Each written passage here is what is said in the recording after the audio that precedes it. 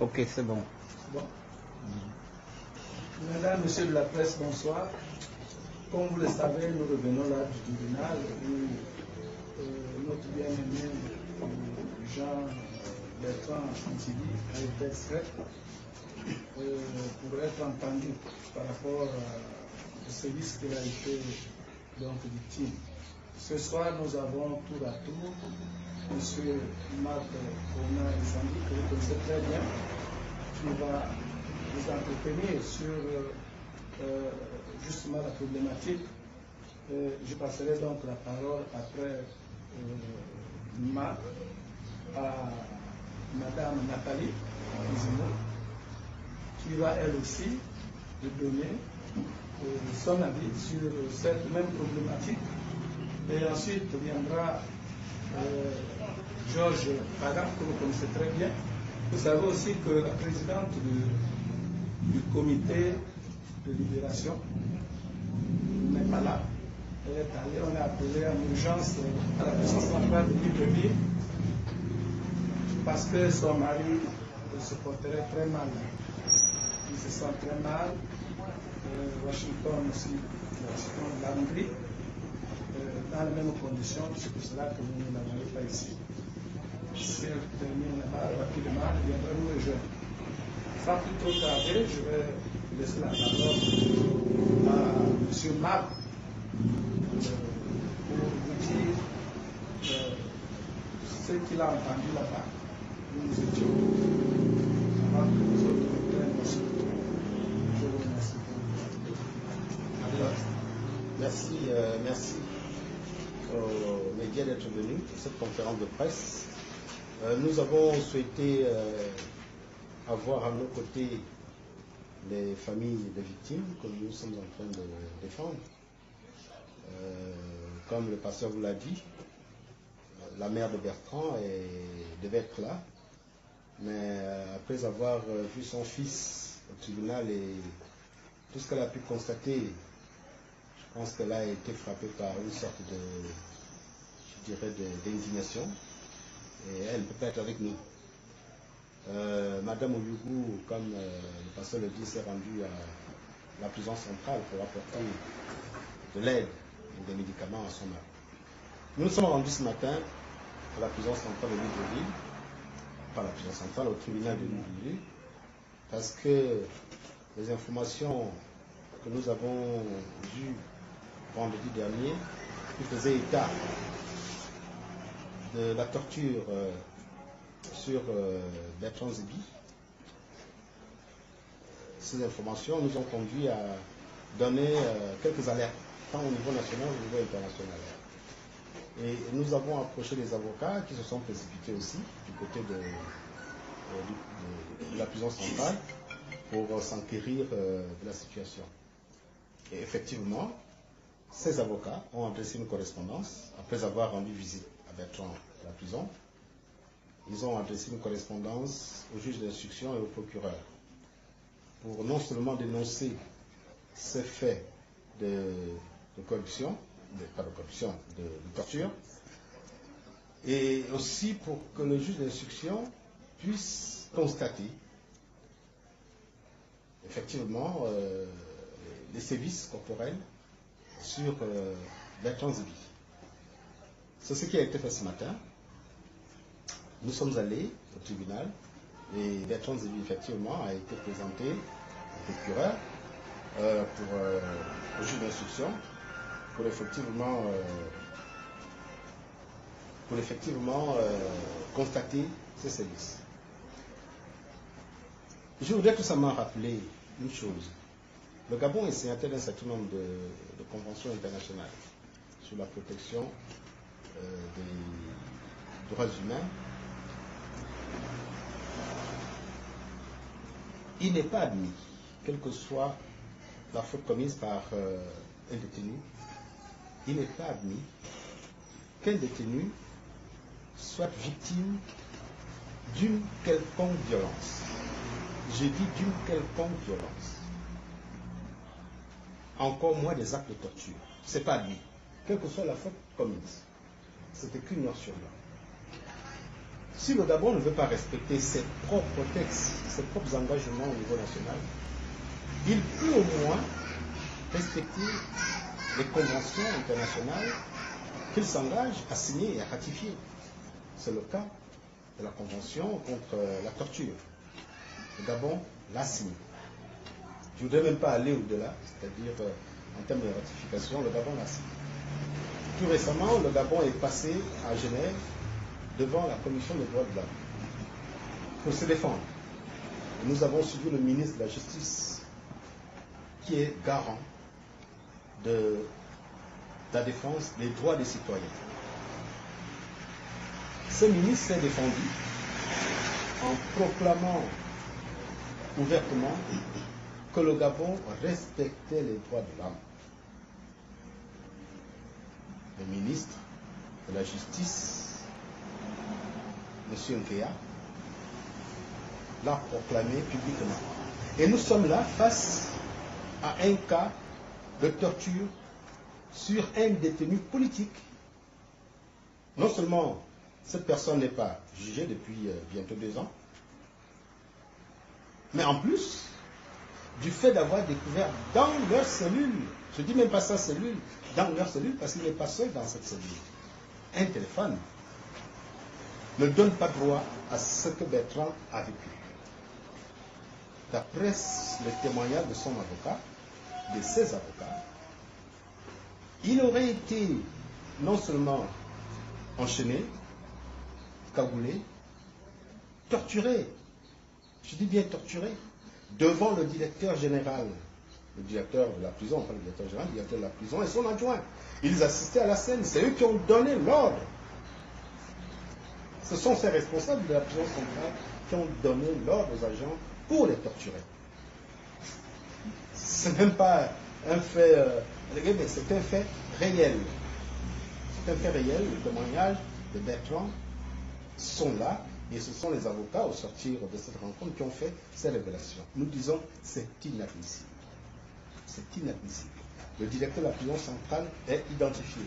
Le juge d'instruction qui, un mois auparavant, le juge d'instruction avait interdit à Bertrand toute visite suite au message que Bertrand m'a confié à moi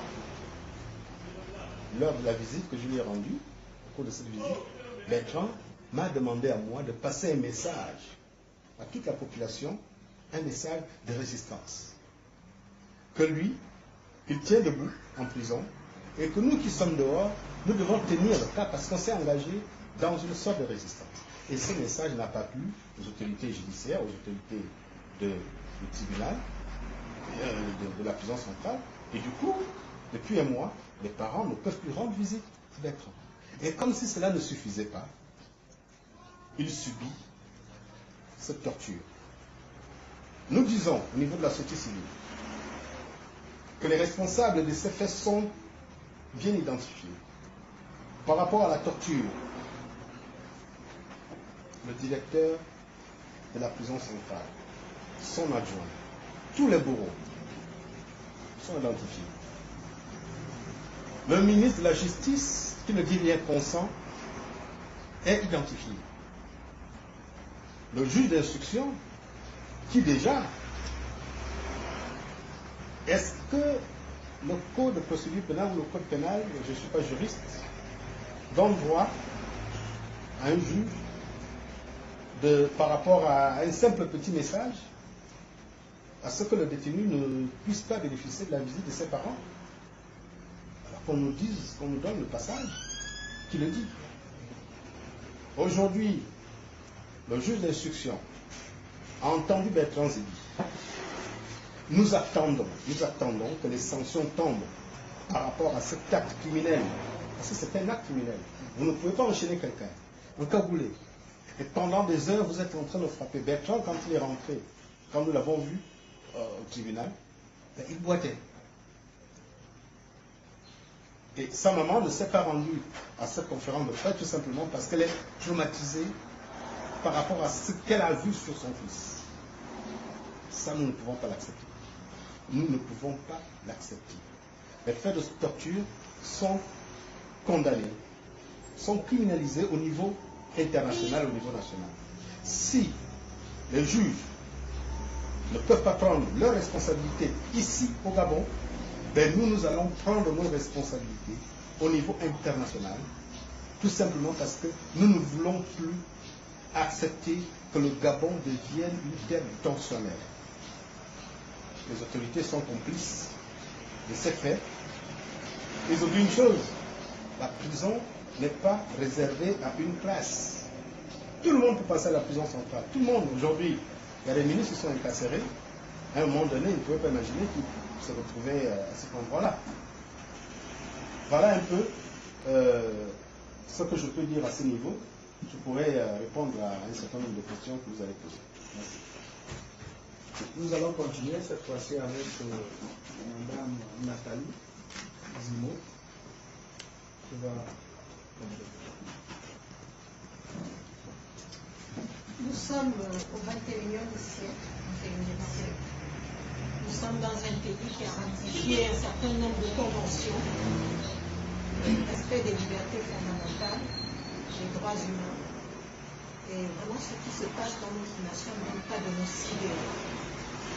Nous avons tous suivi à travers les réseaux sociaux Mme Oumoudou Pascal, et je voudrais vraiment saluer cette dame, son courage, pour le travail qu'elle fait. Certes, elle se lève pour son mari, mais elle se lève pour tous les Gabonais, parce que personne dans notre société n'est épargné par ce qui se passe. Personne n'est à l'abri de ce qui se passe. Comme on vient de le dire, nous avons des ministres qu'il y a quelque temps, quand nous crions au respect des droits de l'homme, quand nous crions à l'état de droit, disaient que nous étions des menteurs. Eh bien, aujourd'hui, ils vivent ce qu'ils vivent. La prison centrale de Libreville, pour certains, d'autres, on ne sait même pas dans quelle zone. Ce qui se passe dans ce pays est scandaleux. Alors, il est devenu de coutume que quand on se lève pour dénoncer les violations des droits, on arrête les gens, on les fait disparaître. Nous cherchons encore des jeunes aujourd'hui, on ne sait pas où ils sont. Du jour au lendemain, Stampy Love Obam, Alain Bella Obam et Mwendou ont disparu dans la nature. On ne sait pas où ils sont, on ne sait pas où ils sont incarcérés, on ne sait pas s'ils sont morts ou vivants, ils ont des familles, et tous les jours on lit dans les réseaux sociaux qu'ils ont été assassinés. Et moi je ne sais pas qu'est-ce que c'est que ce comportement animal dans lequel nous sommes aujourd'hui, dans la société gabonaise. Et vraiment, nous voudrions interpeller aussi les femmes. Madame Zébi est une mère, Madame Oumoudou est une épouse, Madame Massavala est une épouse. Ce qu'elles vivent, aucun citoyen gabonais n'est à l'abri de traverser ce type d'épreuve. On appelle les Gabonais au dialogue, on appelle les Gabonais à l'union nationale, on appelle les Gabonais à la réconciliation. Quelle réconciliation? Réconciliation à la baïonnette, réconciliation à la torture. Il n'est pas possible d'appeler d'une part les citoyens gabonais à se réconcilier, les citoyens de tous bords politiques, et d'autre part parce que les gens simplement affichent des positions politiques ou autres, de les traiter comme des animaux. On ne peut pas à ce moment appeler à la réconciliation. Et nous, vraiment, acteurs de la société civile, nous tenons à dénoncer tous ces faits. Nous voulons rappeler aux familles, encore une fois, notre solidarité. Nous sommes conscients que ce qu'elles traversent, n'importe lequel d'entre nous peut le traverser à n'importe quel moment. Et je profite de cette tribune pour interpeller encore mes compatriotes qui restent dans l'indifférence, qui regardent tout ça en s'imaginant que ça ne regarde que les autres. Je pense qu'il faut qu'on fasse la différence entre le débat purement politique pour les élections, dans les buts électoralistes, et tout ce qui concerne les droits humains. Il n'est pas normal, dans un pays d'1 million d'habitants, qu'on soit traité comme ça, que les citoyens gabonais soient traités comme ça. Il n'y a même pas 1 million de Gabonais. Aujourd'hui, on nous annonce que l'état de santé de M. Pascal Oumoudou s'est dégradé. Son épouse, qui aurait dû être là, n'a pas pu venir. C'est un peu pour cela que, par solidarité féminine, je suis aujourd'hui à cette place, pour qu'on sache qu'elle n'est pas seule, que les autres femmes gabonaises, il y en a dans cette salle, qui sont là, qui sont venues pour les soutenir, qui suivent de loin leur combat et qui les soutiennent. Madame Zébi est effondrée, elle ne peut pas être là parce que d'avoir vu son fils dans l'état où il est, l'a complètement assommé ce matin. Vraiment, il faut que ça s'arrête. Et comme dit Marc Honard, malgré les menaces, malgré les intimidations, malgré la barbarie qui est menée contre nous, mais nous avons identifié les coupables. Et nous n'avons pas peur de le dire. Si la justice gabonaise est aux ordres, heureusement qu'il y a une justice à l'international. Il faut que tout cela cesse. Et moi je le dis, même si je venais à disparaître, ou tout ce que vous voulez, je suis contente de savoir qu'il y a des citoyens qui vont continuer ce combat et que les gens qui commettent ce crime vont être poursuivis. Si ce n'est au Gabon, ailleurs. Donc si vous nous appelez à la réconciliation, arrêtez de martyriser le peuple gabonais. Arrêtez de torturer arbitrairement des citoyens gabonais simplement parce qu'ils ont d'autres opinions politiques que vous. Comment voulez-vous qu'on soutienne un régime qui ne règle pas les problèmes de la société? Alors plutôt que de continuer à mettre de l'argent dans les armes, dans les milices, dans la police pour arrêter les Gabonais, restaurez-nous l'éducation. Restaurez l'éducation, restaurez la santé. Et je pense que les gens s'élèveront moins contre ce régime. Tant que tous ces problèmes ne seront pas réglés, vous les tuez. La réponse que vous avez trouvée face aux problèmes de société que nous dénonçons, c'est d'arrêter, c'est de tuer, c'est de torturer. Vous ne tuerez pas tous les Gabonais. Je peux vous dire que vous tuez Zemmour, il y aura 1000 autres femmes qui vont se lever. Vous tuez Ona, il y en aura 1000 autres qui vont se lever. Vous tuez Zibi, il y aura 1000 autres Zibi qui vont se lever. Ce n'est pas une solution. Nous sommes outrés de ce qui se passe dans notre pays et nous ne l'accepterons jamais. Et nous ne nous tairons pas et nous continuerons à lutter contre cela. Je tenais à le dire et je vous remercie de cette opportunité. Je voulais compléter quelque chose par rapport à ce que nous vivons aujourd'hui. Pendant que nous étions au tribunal, le syndicat de la magistrature, des magistrats, a organisé une assemblée générale pour renouveler le bureau.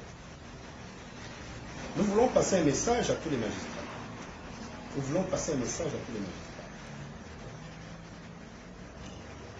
Il ne suffit pas de dire que c'est tel ou tel juge qui porte tel ou tel dossier.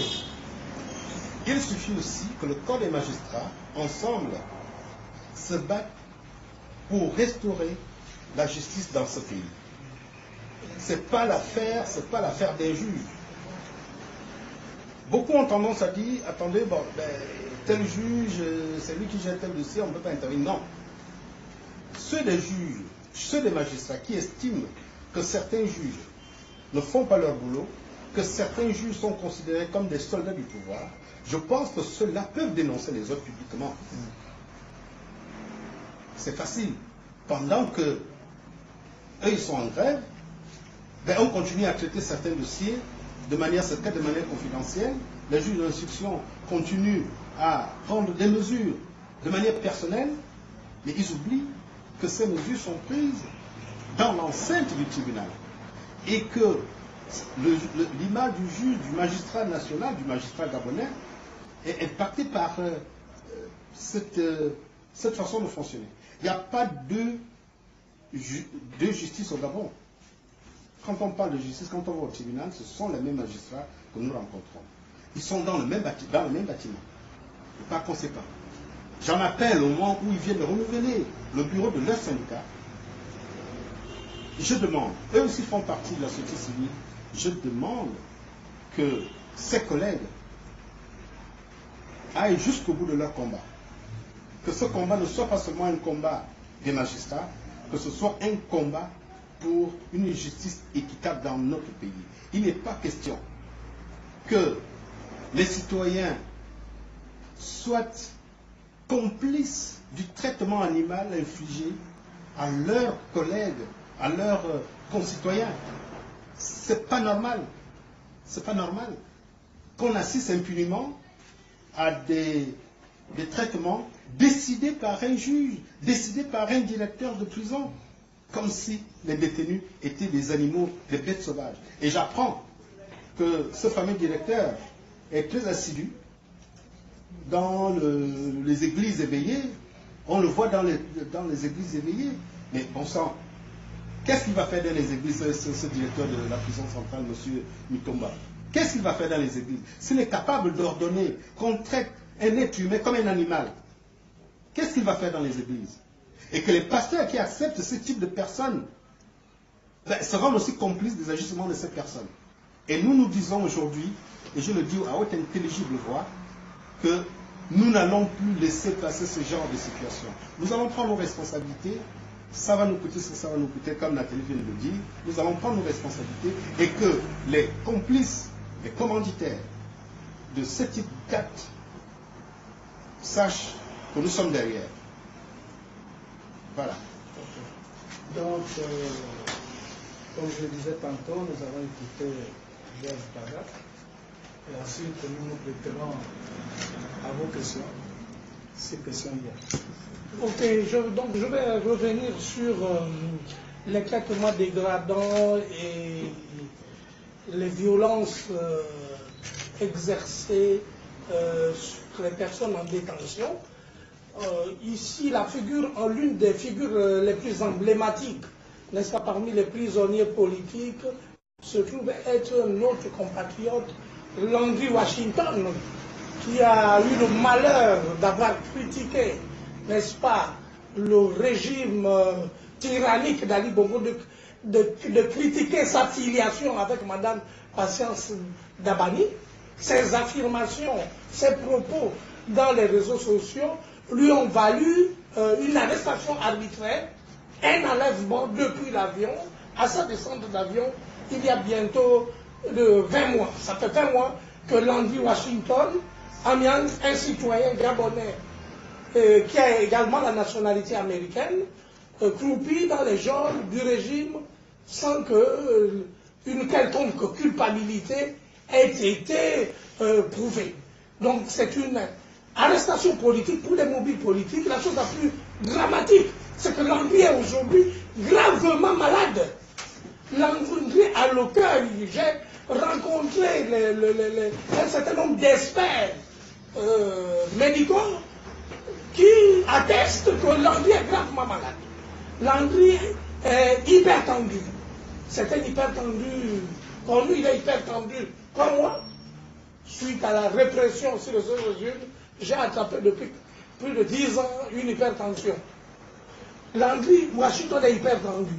Il n'est pas qu'hypertendu, il développe également une insuffisance cardiaque, ce qui nécessite vraiment une intervention chirurgicale. Je veux dire, une intervention médicale urgente dans des établissements spécialisés. Il était suivi aux États-Unis par des établissements spécialisés. Je voudrais ici interpeller le gouvernement des États-Unis, l'ambassadeur des États-Unis au Gabon, sur les violations des droits de l'homme, dont sont victimes les citoyens américano-gabonais, dont Landry Washington et Bertrand Zibi. C'est intolérable que le Gabon, qui se prévaut d'être un pays de droit, dans toutes les tribunes à l'échelle internationale, puisse autoriser de façon officielle la torture.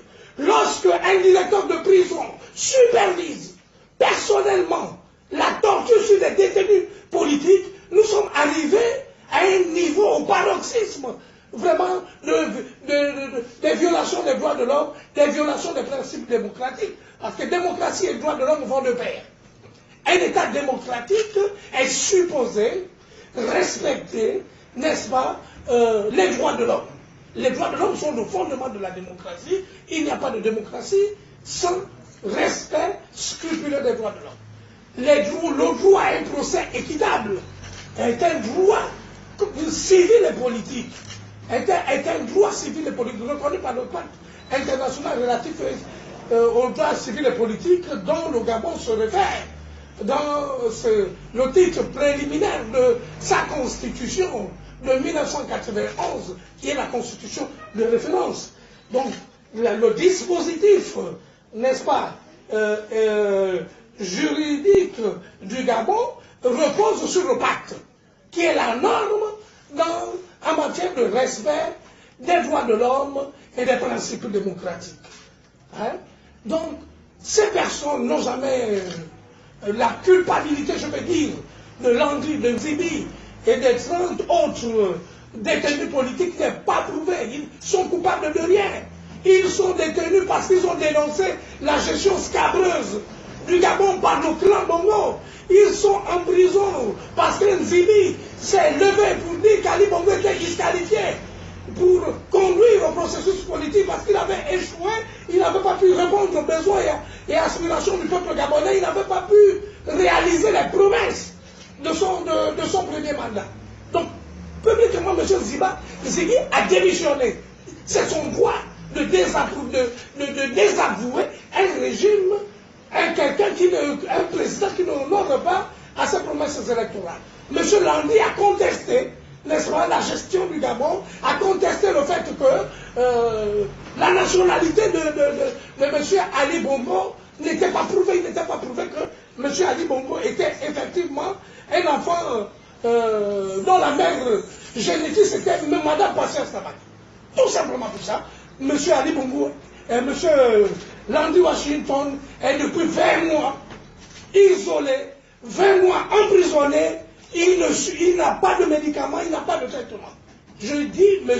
Landry Washington doit être libéré, tout comme les autres prisonniers politiques.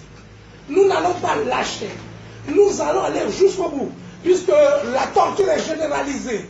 Comme le disait le confrère, le camarade Marcona, amplifié par le pasteur Ngoussi et Nathalie Zemmour, nous allons aussi, parce que puisque la justice au Gabon, elle n'est pas efficace, elle n'est pas indépendante, nous allons nous référer au tribunal à compétence universelle. Étant donné que le crime de torture est un crime à compétence universelle, du fait que le Gabon a signé la Convention des Nations Unies contre la torture, donc nous sommes en mesure, nous sommes en droit de poursuivre, n'est-ce pas, les tortionnaires identifiés devant les tribunaux américains, français, sénégalais et devant tout autre tribunaux ayant ratifié la Convention des Nations Unies contre la torture et les traitements dégradants. Donc nous mettons en garde ces exécutants vraiment de ces actes ignobles. C'est le directeur de la prison centrale, c'est un irresponsable. C'est un irresponsable, c'est un être dangereux, cruel, et nous allons prendre des responsabilités vis-à-vis de lui.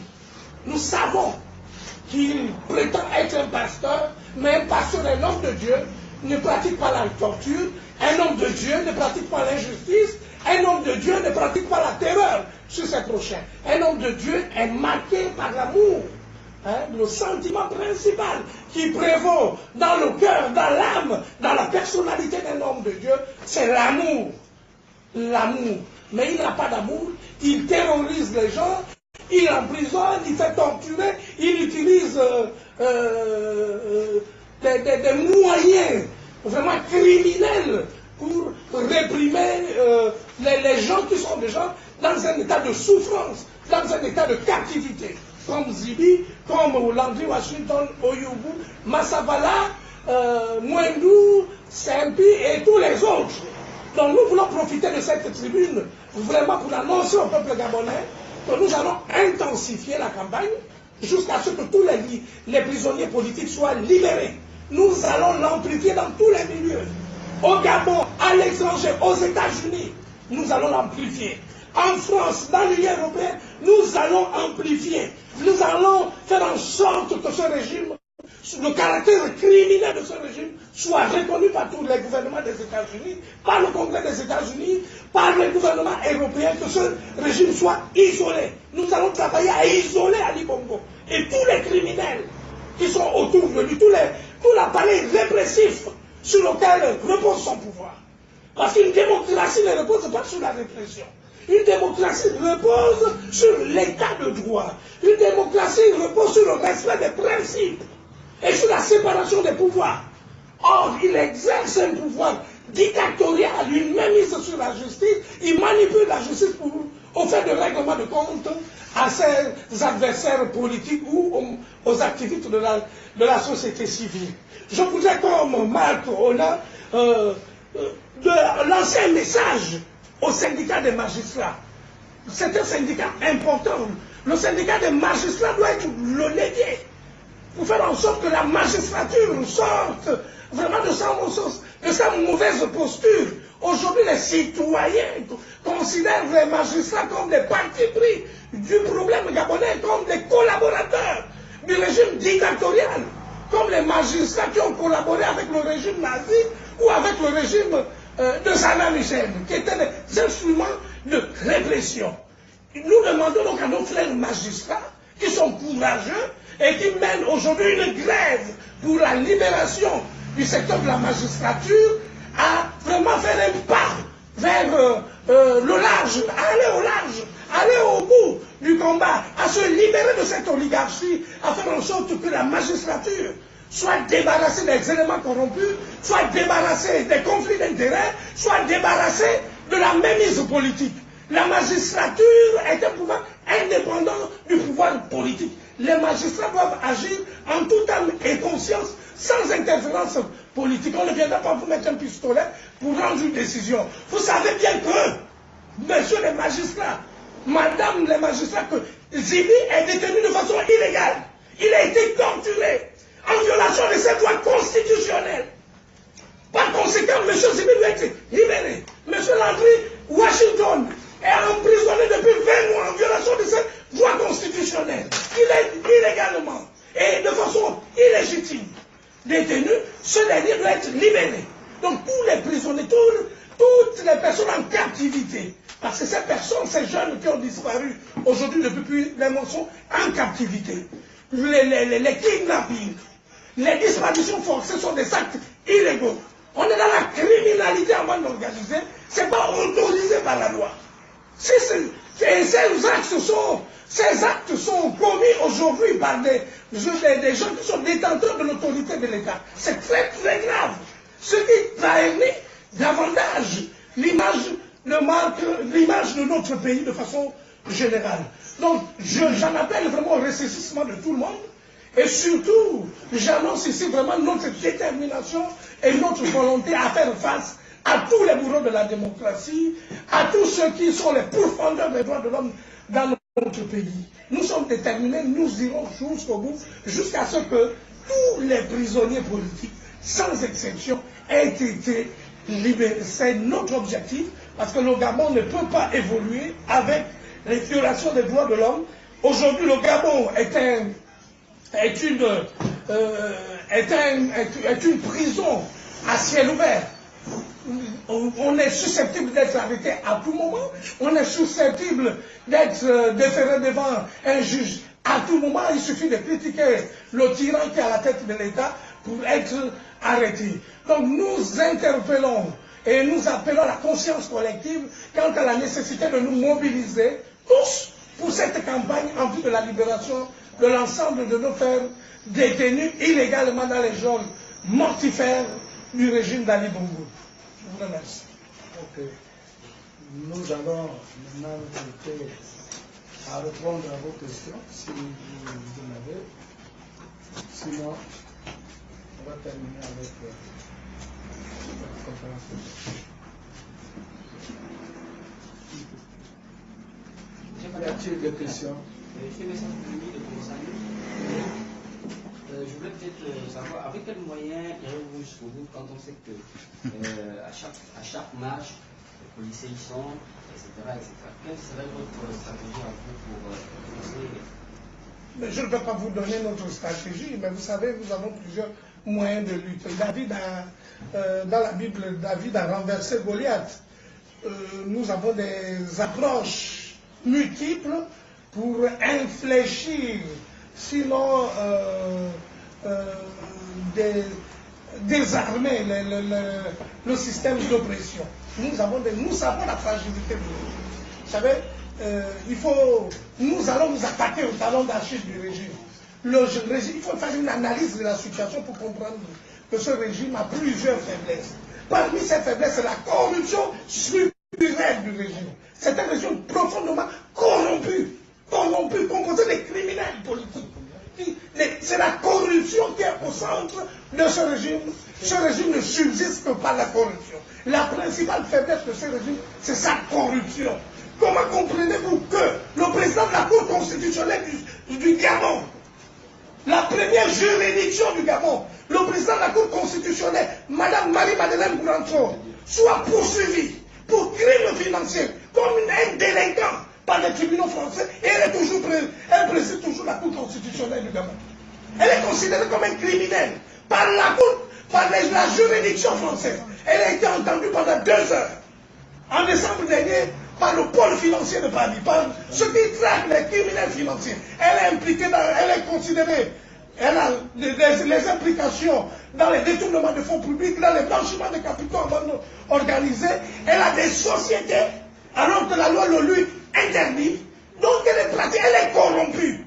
Et cette dame continue à diriger la Cour constitutionnelle.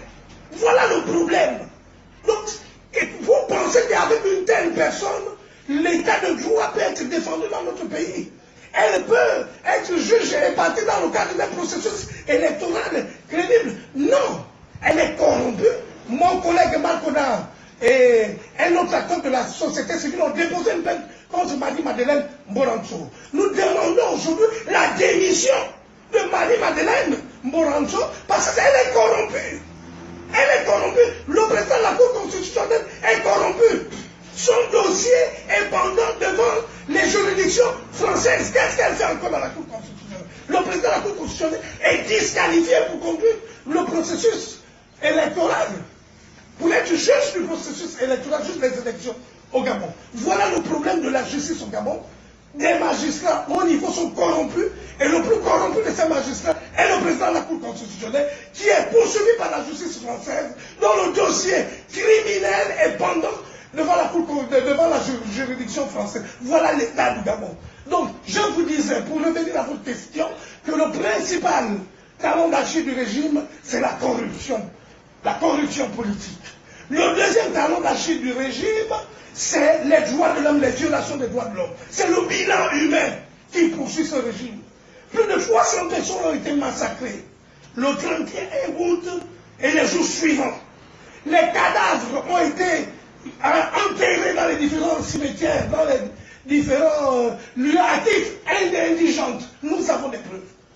Ce régime est poursuivi par la société civile devant la Cour pénale internationale. Ce régime est poursuivi par la société civile devant le Conseil des droits de l'homme des Nations Unies. Nous avons 2 dossiers. Ils refusent que les enquêteurs arrivent au Gabon. Pourquoi? S'ils n'ont rien à se reprocher, ils n'auraient pas refusé que les enquêteurs viennent au Gabon. Donc vous avez 2 principales faiblesses de ce régime. 2 principales faiblesses, c'est la corruption. C'est la corruption. C'est les droits de l'homme, les détournements. C'est à ce niveau qu'il faut frapper. Dans la corruption, vraiment, elle est au centre du régime. Le régime distribue des miettes aux Gabonais. Pendant ce temps, ils s'engraissent, ils font n'importe quoi avec l'argent public. Notre problème est celui-là. Nous défendons l'état de droit, nous défendons la démocratie. Et nous savons où frapper pour que ce régime se coule. Y a-t-il une autre question? Moi, je voudrais rajouter par rapport à cette question. Je voudrais juste un peu recadrer les choses. Nous ne sommes pas ici pour organiser une marche, nous ne sommes pas ici pour mille et une raisons. Nous sommes là pour une raison bien précise. Il y a actuellement une trentaine de prisonniers politiques au Gabon. Ces arrestations sont totalement illégitimes, totalement illégales, totalement arbitraires. Mon ami Georges a pris un exemple. Nous avons un délinquant financier international qui se promène en toute liberté sur le territoire gabonais et qui dirige une haute institution juridique. Ça ne dérange pas l'État gabonais. Mais des jeunes, sans armes, sans pouvoir, sans rien, simplement parce que par les mots ils ont dénoncé des actes, on les enlève, on les séquestre, on les torture, au conditionnel, on les supprime, mais nous sommes en droit de nous demander où sont ces jeunes et s'ils sont encore vivants. Des citoyens gabonais qui ont même été membres pour certains du parti politique, actuellement au pouvoir, même si c'est par usurpation, dès lors qu'ils sortent de ce parti politique et qu'ils osent dénoncer les actes de gestion, les violations de démocratie, etc., on les prend, on les enferme, on les torture, on les prive de leur liberté, on les prive du droit aux soins, parce que tous actuellement en état de santé grave, mais on ne les autorise pas à sortir pour se soigner, ils ne sont pas jugés, comme ça c'est la meilleure façon de les faire croupir en prison indéfiniment. Ce sont ces injustices-là que nous dénonçons ici aujourd'hui. Nous réclamons une chose, nous réclamons la libération de ces prisonniers politiques. Parce qu'ils n'ont pas été jugés, parce que nous ne comprenons même pas ce qui leur est reproché, parce qu'il n'y a aucune preuve. Donc les délires, excusez-moi, on a lu dans la presse des choses extraordinaires, des gens qui n'ont pas d'armes, des gens qui n'ont pas de milices, des gens qui n'ont pas, il paraît qu'ils menacent la sûreté de l'État. Avec quoi? Avec quels moyens? Et c'est pour ces raisons qu'on les maintient en prison. Alors, on a exprimé déjà, il y a plusieurs mois, ici, en ces mêmes lieux, notre opposition à cette démarche et vraiment le fait qu'on était complètement en désaccord et choqués par ces violations des droits fondamentaux. Et aujourd'hui, beaucoup de ces prisonniers sont gravement malades. On va les garder jusqu'à ce que quoi? Quel est le but? C'est d'attenter à leur vie, c'est de les laisser mourir en prison. Donc nous demandons qu'ils soient libérés. Et comme nous l'avons dit, nous voulions dire très clairement que nous allons assumer nos responsabilités. Nous allons assumer nos responsabilités par les voies judiciaires. Si nos frères magistrats, nous allons continuer de les rencontrer, nous allons continuer de parler avec eux simplement pour qu'ils respectent le droit. Et le droit qui ne sera pas établi au Gabon, et nous avons des compatriotes à l'étranger qui n'attendent que ça, et bien qui porteront plainte contre les criminels qui ne sont pas jugés dans notre pays. C'est un droit universel. Donc on libère vous voulez la réconciliation, commencez par libérer les prisonniers politiques. Respectez la démocratie, respectez l'état de droit. Voilà la réponse que nous disons au bourreau du peuple aujourd'hui. Donc je passe la parole à Marc sur cette question. Oui. Je voulais tout simplement préciser une chose. Nous sommes les défenseurs des droits humains. Les droits humains n'ont pas de couleur. Les droits humains n'ont pas de parti. Les droits humains n'ont pas d'ethnie. Aujourd'hui, dans une logique de règlement de compte, il y a certains compatriotes qui sont du camp d'Ali Bongo qui se retrouvent en prison. Je dis bien dans une logique de règlement de compte. Parce que s'il n'y avait pas de règlement de compte dans tous ces dossiers, il y a beaucoup qui sont dehors aujourd'hui, qui seraient en prison. Beaucoup sont dehors, mais qui devraient être en prison. Aujourd'hui, ceux qui sont en prison, ils sont en prison. Demain, ceux qui les mettent en prison peuvent retrouver en prison. C'est pour ça que nous disons, la justice, le droit et surtout les libertés fondamentales ne sont pas négociables. Les libertés fondamentales, les droits de l'homme n'ont pas de quartier, n'ont pas de parti, n'ont pas de couleur.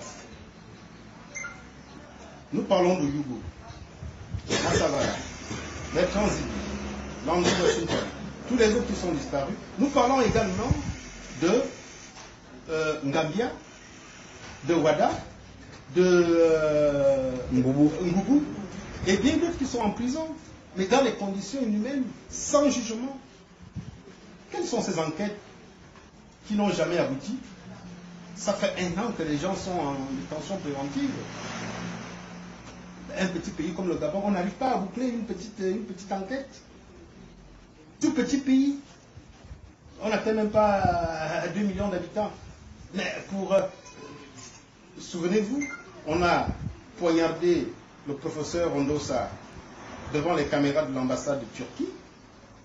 Aujourd'hui, pas de conclusion. Je ne sais même pas si on a mis la main sur le bourreau. Je ne sais même pas si on a ouvert une enquête. Depuis bientôt 2 mois, les réseaux sociaux crient, les parents des victimes crient, il y a des citoyens, des jeunes qui sont portés disparus. Ni le procureur, ni le ministre de la Justice, encore moins le ministre de l'Intérieur. Personne ne vient expliquer aux Gabonais où sont ses compatriotes. Le procureur de la République a le droit de se saisir d'un dossier si il a une information, même s'il n'y a pas de plainte, il peut s'emparer du dossier et déclencher une enquête. Qui sont ces magistrats? Qui sont ces magistrats? Alors, est-ce qu'ils veulent nous dire que nous sommes dans une insécurité judiciaire? Auquel cas, le citoyen va se débrouiller pour se défendre. Pour rendre justice. Alors il faudrait que les magistrats aussi, les juges, soient clairs. Parce que s'ils ont formé un tandem pouvoir et magistrat, ben là, auquel cas, nous aussi, nous formons un tandem, nous-mêmes, nous allons nous défendre. Il faut nous le dire. Ce n'est pas la peine de venir nous citer leur ligne, voilà. Personne ne peut se faire justice tout seul, non. Ben oui, ben, on a quand même le reflet de se rendre dans les commissariats ou au palais de justice pour, si on ne peut pas y trouver une solution, qu'est-ce qu'on fait? Qu'est-ce qu'on fait? Alors, nous-mêmes, nous allons prendre nos responsabilités. Et c'est ce que nous sommes en train de faire. Encore une fois, je lance un appel à ces magistrats qui aujourd'hui ont renouvelé leur bureau, le bureau du syndicat des magistrats, pour leur dire, bien sûr, le syndicat, c'est d'abord la défense des droits des membres, mais aussi, il faut défendre la justice gabonaise qui est à volo, la justice gabonaise qui est complètement, je dis bien complètement délabrée. Il faut absolument qu'on en arrive là, sinon il n'y aura plus cette réconciliation entre le peuple et le reste des institutions. Et quand on arrive dans ce genre de situation, c'est l'anarchie qui s'installe. Et ben, le Gabon sera aussi à l'image de certains pays anarchiques comme la RDC et bien d'autres. Donc voilà un peu mon dernier mot par rapport à cette question. Alors, je vais voir encore une autre question.